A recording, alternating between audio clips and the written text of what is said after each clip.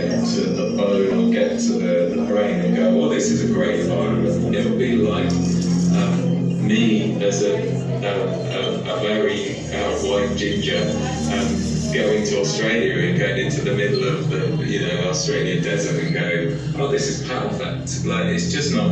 I'm just not got the phenotype that build without the right tools, without sun cream and hats and all the things. Another thread that sort of came back again later on was around digital. And I think for a lot of people there find myself lost in a form kind of like a bit like sort of which direction am I famous going, and then know that I have to which start was to find the direction. Whereas like, how can I start if I don't know which direction I'm going? It's kind of like one of those I things. kind of think of ourselves as woven piece of fabric with threads from different ancestors. This place is beautiful. And over the years of working there, it has become a true home from home.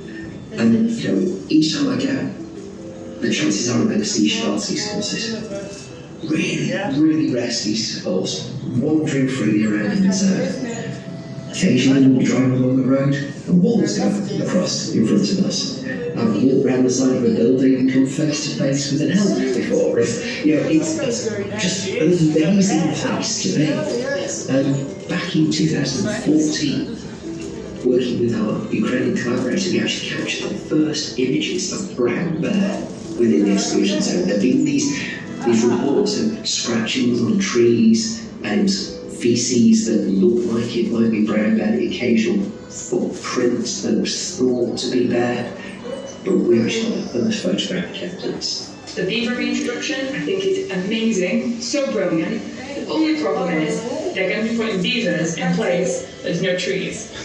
So they're going to have to get trees or wood brought to these beavers so they can do their natural process of damming the rivers. And seeing on your phone. This is what we discovered. You've done a brilliant serum to how do you get that? Enhance tendon-like. It's just a normal camera. And a camera? You have a wonderful stimulation without any animal-derived product, and then this could be directly applicable to humans. So I had green fluorescent protein in the black house. It's transient because it's driven by the virus. But if I'd known that, I could have actually made those that were totally unusual colors. We say that space, like the whole universe, is expanding accelerated.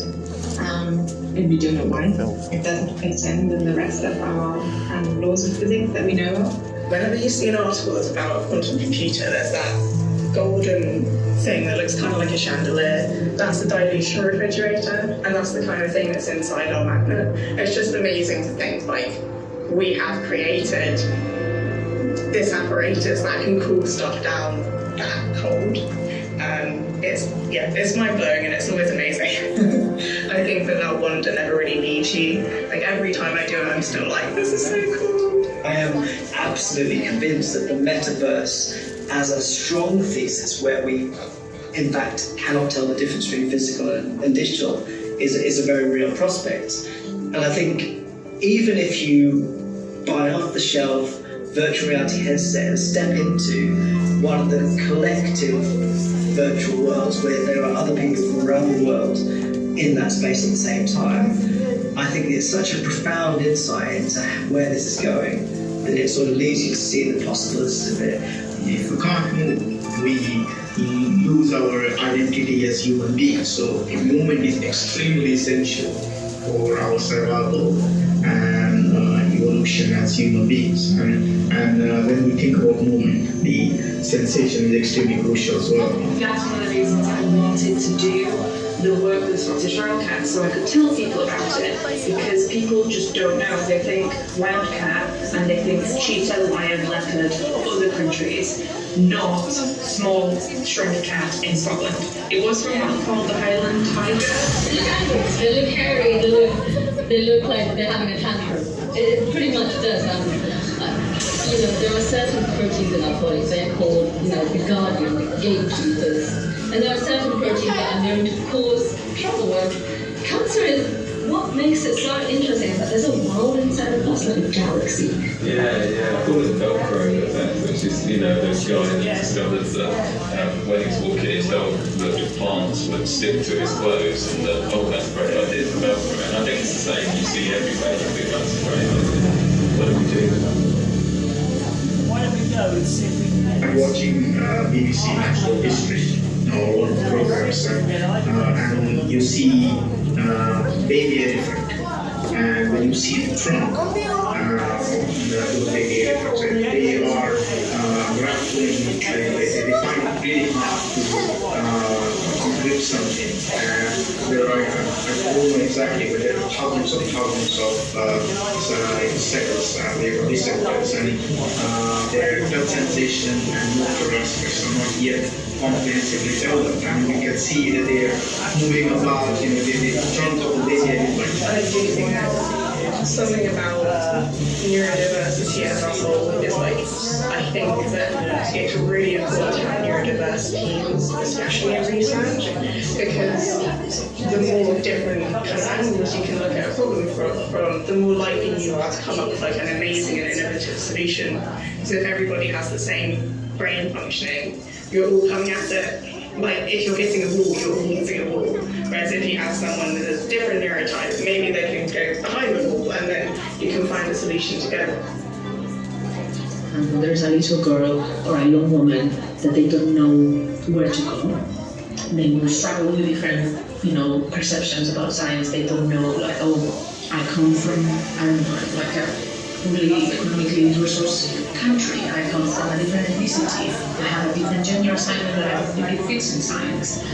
So if they listen to one of my episodes and they listen to these people saying hey, I come from this country and I went all this way to my science, my scientific career, or I have this gender assignment, or I'm first generation of scientists and I've done all of it. So then you need to switch off the motor of your boat so it doesn't interfere with the recording, and you drop down a hydrophone, which is an underwater microphone. And then you hope that the animals is vocalizing because they don't vocalize all the time. So again, you need some luck there. But if you're lucky enough to have an animal vocalizing, then you hit record.